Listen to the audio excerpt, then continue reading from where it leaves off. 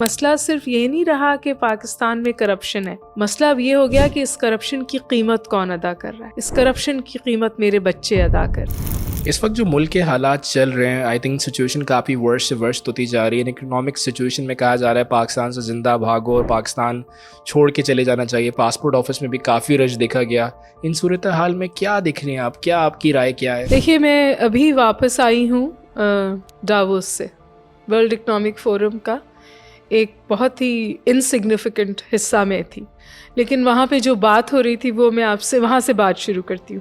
تو وہاں بات ایک تو یہ پہلی بات تو یہ کہ یہ جو معاشی بحران ہے یہ صرف پاکستان تک محدود نہیں ہے نا، وہاں ورلڈ اکنامک فورم میں بھی اس کی گونج تھی، اور جو بات ہو رہی تھی نیو نارمل کی کووڈ کے بعد، ایک تو Covid is not going away, ایک تو یہ مسئلہ ہے۔ دوسرا مسئلہ یہ کہ کووڈ ابھی ختم بھی نہیں ہوا تھا، اور جو یوکرین وار ہوئی اس نے یورپ کو اور ویسٹرن ورلڈ کو بالکل ہلا دیا۔ تو معاشی مسائل، اکنامک ریسیشن، پولی کرائسس، یعنی ملٹیپل کرائسس کا نام دیا گیا اس کو، جس میں کلائمیٹ بھی شامل ہے، اکنامک ریسیشن بھی شامل ہے، سپلائی چینز کا ڈسرپشن بھی شامل ہے، اور ظاہر ہے کہ کووڈ کے آفٹر ماتھ بھی شامل ہے۔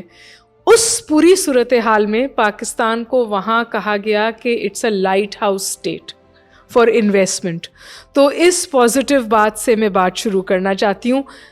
ہم اپنے بارے میں بہت ڈومز ڈے سینیریوز پینٹ کرتے رہتے ہیں، اور ہم اس انتظار میں ہیں کہ پاکستان آج ڈیفالٹ کرے یا کل ڈیفالٹ کرے، لیکن پاکستان کو آج بھی انٹرنیشنل کمیونٹی بالخصوص اکنامک فورم میں کہا گیا کہ یہ لائٹ ہاؤس اسٹیٹ ہے، یعنی ایک ایسی اسٹیٹ جہاں کنورج کر سکتا ہے انویسٹمنٹ۔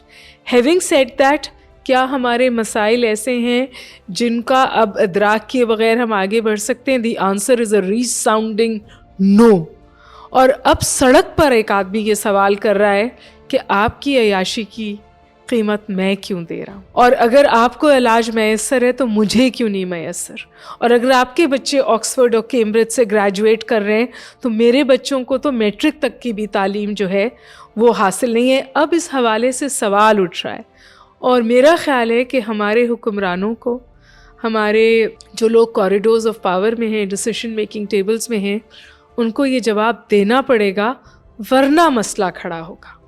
کیونکہ اب یہ مسئلہ صرف یہ نہیں رہا کہ پاکستان میں کرپشن ہے، مسئلہ اب یہ ہو گیا کہ اس کرپشن کی قیمت کون ادا کر رہا ہے۔ اس کرپشن کی قیمت میرے بچے ادا کر